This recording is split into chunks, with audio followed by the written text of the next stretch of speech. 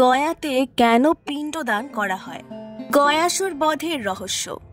গরুর পুরাণের আধার কাণ্ডে বর্ণিত কথা অনুসারে যখন ব্রহ্মাজি এই সৃষ্টি রচনা করছিলেন, সেই সময় অসুর কুলে গয়াসুর নামে এক অসুরের রচনা হয়ে যায়। যেহেতু সে কোনো অসুর স্ত্রীর গর্ভ থেকে জন্ম নেয়নি, সে কারণে তার মধ্যে অসুরের মতো কোনো প্রবৃত্তি ছিল না। এই কারণে সে ভাবতে থাকে, সে যদি কোনো বড় কাজ না করে তাহলে তার বংশে কেউ তাকে সম্মান করবে না। এটা ভাবতে ভাবতে সে ভগবান বিষ্ণুর ঘোর তপস্যা করতে থাকে। কিছু সময় পরে গয়াসুরের কঠোর তপস্যায় ভগবান বিষ্ণু প্রসন্ন হয়ে তার সামনে এসে প্রকট হন এবং তাকে বরদান চাইতে বললেন। তখন গয়াসুর বরদান হিসেবে ভগবান বিষ্ণুর কাছে চান, আপনি আমার শরীরে বাস করুন, যাতে যে কেউ আমাকে দেখলে তার পাপ নষ্ট হয়ে যায় এবং সেই জীব যেন তখনই পূর্ণ আত্মা হয়ে যায় ও তার যেন স্বর্গলোকে ঠাঁই মেলে। তার কথা অনুযায়ী ভগবান তাকে সেই বরদান করেন এবং সেখান থেকে অন্তর্ধান হয়ে যান। এরপর থেকে গয়াসুরকে যে কেউ দেখত তার সকল পাপ মুছে যেত।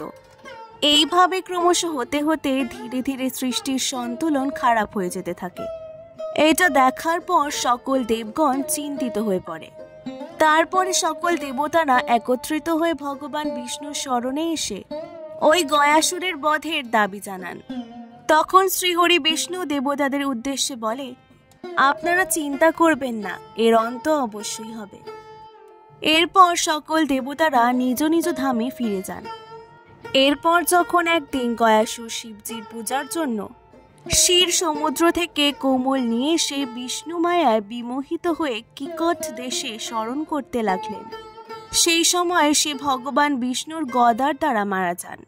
কিন্তু মরার আগে গয়াসুর ভগবান বিষ্ণুর কাছে একটি বিনতি করেছিলেন। গয়াসুর ভগবান বিষ্ণুকে অনুরোধ করেছিলেন, হে নারায়ণ, আমি যে শিলায় বসে ধ্যান করছিলাম সেখানে আপনি এবং সকল দেবতারা সমেত অপ্রত্যক্ষ রূপে এই শিলাতেই বিরাজমান থাকবেন এবং এই স্থান মৃত্যুর পরে করা ধার্মিক কার্যাবলীগুলি করার তীর্থস্থান রূপে পরিণত হোক। এ কথা শুনে শ্রীহরি বিষ্ণু বললেন, হে গয়া, ধন্য তুমি মরার আগেও অন্যের ভালো সম্পর্কে ভেবেছ এবং মরার সময়তেও মৃত আত্মাদের কল্যাণের জন্য বরদান চাইছ। এরপর ভগবান শ্রীহরি বিষ্ণু তাকে আশীর্বাদ করে বলেন, যেখানে গয়া স্থাপিত হয়েছে সেখানে পূর্বপুরুষদের আত্মার উদ্দেশ্যে শ্রাদ্ধ তর্পণ ও পিণ্ডদান ইত্যাদি করার ফলে মৃত আত্মাদের মুক্তি মিলবে। গরুর পুরাণ অনুসারে তারপর থেকেই সেখানে পূর্বপুরুষের উদ্দেশ্যে পিণ্ডদান হওয়া শুরু হয়, যার মাধ্যমে পূর্বপুরুষেরা জীবন মরণের চক্র থেকে মুক্তি পেতে থাকে। আর আজও ভগবান বিষ্ণু মুক্তি দেওয়ার জন্য গদাধর রূপে গয়াতে স্থিত রয়েছেন। এরপর পিতামহ ব্রহ্মা গয়াতীর্থকে শ্রেষ্ঠ জেনে সেখানে ধর্মযজ্ঞ করেন ও ঋত্বিক রূপে আসা ব্রাহ্মণদের পূজা করেন। এরপর পূজা শেষে ধর্মযজ্ঞে দেওয়া বিশাল দান ব্রাহ্মণরা লোভবশত স্বীকার করে নিয়েছিল, যার ফলে তখন থেকে সেখানে ব্রাহ্মণদের উপর একটি অভিশাপ লেগে যায় যে ব্রাহ্মণদের দ্বারা অর্জিত ধন ও বিদ্যা তার পরবর্তী 3 পুরুষ অবধিও স্থায়ী থাকবে না। এছাড়াও গরুর পুরাণে এটাও বলা হয়েছে যে যে সমস্ত মানুষ পশুর আক্রমণ দ্বারা মারা যান কিংবা যাদের মৃত্যু সাপে কাটার ফলে হয়, সেই সকল মানুষের পরিবার পরিজনেরা যদি গয়ায় গিয়ে পিণ্ড দান করেন তাহলে সেক্ষেত্রে সে মৃত ব্যক্তির আত্মা বন্ধন মুক্ত হয়। বিষ্ণু পর্বত থেকে উত্তর মানস পর্যন্ত স্থান গয়ার মস্তক বলে মনে করা হয়। একেই আবার ফাল্গু তীর্থও বলা হয়। এখানে পিণ্ড দান করার ফলে পূর্বপুরুষদের আত্মার পরম গতি প্রাপ্ত হয় আর গয়া গমন মাত্রই ব্যক্তি পিতৃঋণ থেকে মুক্তি পায়।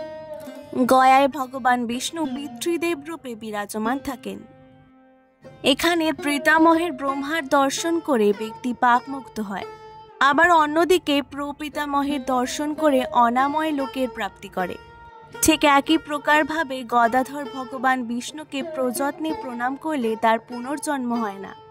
শুধু তাই নয়, যে মানুষ গয়া তীর্থ করতে যায় তারা পিতৃঋণ থেকে মুক্ত হয়ে ব্রহ্মাজির পূজা করে। এই কারণে তারা মৃত্যুর পরে ব্রহ্মলোক লাভ করে। আবার অন্যদিকে প্রভাস তীর্থে প্রভাবশেশ্বর শিবের দর্শন করে তার পূজা করার ফলে মানুষ পরম গতি প্রাপ্ত হয়।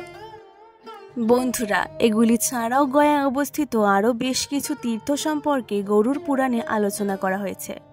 বন্ধুরা, এক্ষেত্রে আপনাদের উদ্দেশ্যে বলে রাখি, আপনারা যদি কোনো সময় গয়া তীর্থে যান তাহলে পারলে অবশ্যই এগুলি করবেন।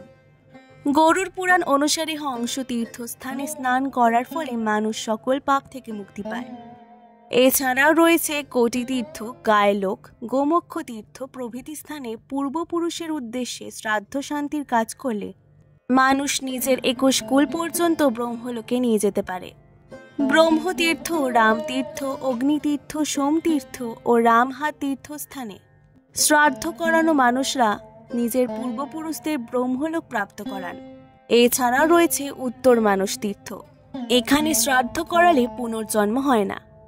ভীষ্ম তর্পণের কার্য যে স্থানে সম্পন্ন হয়েছিল সেই কূটস্থানে শ্রাদ্ধ শান্তির কাজ করিয়েও মানুষ নিজের পিতৃগণদের ভবসাগর পার করাতে পারে। ধর্মারণ্য তথা মাতঙ্গবাপী তীর্থস্থানে শ্রাদ্ধ শান্তির কাজ করার ফলে আত্মার স্বর্গলোক প্রাপ্তি হয়। প্রেতশিলা তীর্থস্থানে শ্রাদ্ধ করার ফলে পিতৃগণ পুরোপুরিভাবে প্রেতভাব থেকে মুক্তি লাভ করে। এছাড়াও অক্ষয়বট তীর্থস্থানে পূর্বপুরুষদের উদ্দেশ্যে যা কিছুই করানো হোক না কেন আর সবকিছুই অক্ষয় থাকে। গয়া তীর্থস্থানে দিন তথা রাত্রি সবসময় শ্রাদ্ধ তথা পিণ্ডদান করানো যাবে। এই কারণেই বন্ধুরা, আপনিও যদি আপনার পূর্বপুরুষদের আত্মার শান্তির কামনার উদ্দেশ্যে শ্রাদ্ধ অথবা পিণ্ডদান করতে চান তাহলে পিতৃপক্ষের সময়কালে গয়ায় গিয়ে অবশ্যই তর্পণ তথা পিণ্ডদান করুন। আজকের ভিডিওটি ভালো লাগলে অবশ্যই পুরাণ গল্পকথা থেকে সাবস্ক্রাইব করে দেবেন। অনেক অনেক ধন্যবাদ।